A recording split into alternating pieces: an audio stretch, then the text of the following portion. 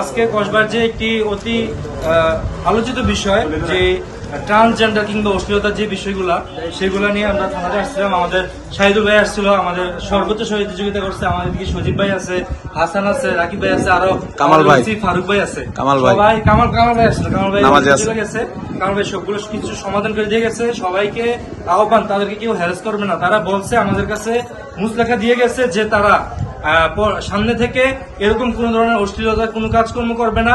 তারা দুজন ছেলে তারা স্বীকার করছে এবং সবাই তাদেরকে ছেলে ভাই রূপে গ্রহণ করবেন।